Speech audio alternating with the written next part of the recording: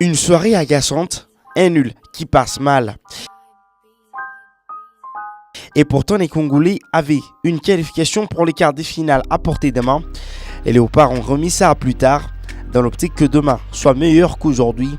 Regrettable ce match nul, toujours est-il que l'équipe de Florent Ibenge laisse traîner ses insuffisances un peu partout, même si c'est une RDC plus séduisante, alignée par le sélectionneur des Léopards, nettement mieux que celle qui a disputé le premier match, ce qui explique cette ferveur 8 minutes après le coup d'envoi.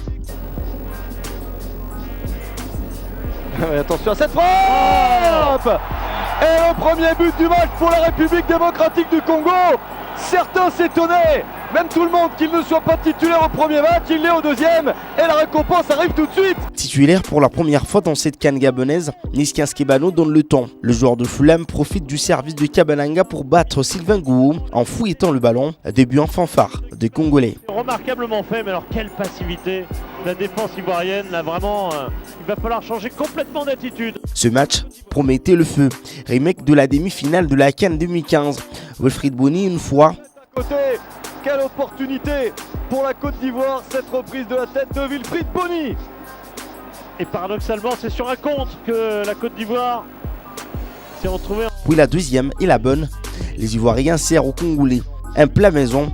Très bonne finition du joueur de Stoke City en réponse à l'ouverture du score. De la tête de Wilfried Bony, la spécialité maison. Et la Côte d'Ivoire n'a pas douté trop longtemps. Ils reviennent et les éléphants marquent leur premier but du tournoi grâce à Wilfried Bony, un but partout. Bony avait déjà fait mal à la RDC en demi-finale la dernière fois. La joie sera de courte durée. Les Léopards passent devant. Transversal des Tisserands, Moubeli dépose une offrande sur la tête de Kabalanga qui marque son deuxième but de la compétition grâce à un gestuel qui entérine cet état d'esprit majestueux des Congolais dans cette première période. République démocratique du Congo, il était tout seul au deuxième poteau.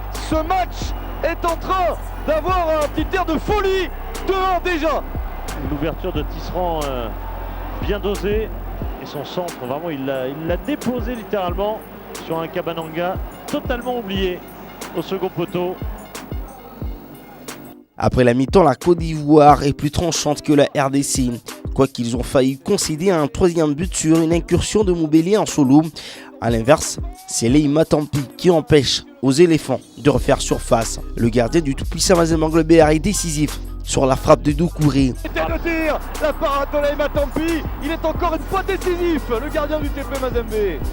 Un peu arrêté Doucouré, mais sa frappe était néanmoins dangereuse. Il prend de la Côte d'Ivoire en galère. 66e minute, les éléphants reviennent de nulle part. Et la Côte d'Ivoire s'en est sortie. Serretier, il est passé, Serretier, il va pouvoir enchaîner. Le but. Et l'égalisation à 2 buts partout pour les éléphants. Vraiment pas de chance pour les léopards parce que le ballon paraît légèrement dévié suffisamment pour figer Leïma Tampi devant son but. La RDC est punie pour une erreur dans la relance. Serredi aidé par un pied de Marcel Tisserand qui dévie son ballon. Matampi est complètement à l'ouest. 2 buts partout, 6 minutes après l'heure de jeu. Serredier qui dans son style a été arraché un ballon, qui a été faire un dribble un peu poussif peut-être, mais à l'arracher encore. Les Léopards vont mal, très mal même. La Côte d'Ivoire elle effleure un hold-up de toute beauté si le but de Salomon Kalou entré en cours de jeu n'était pas refusé pour un hors-jeu. La RDC toujours au courant alternatif, elle a une possibilité de se retrouver en quart de finale de cette Coupe d'Afrique des Nations. Elle est aussi passible d'une élimination en cas d'une défaite face au Togo.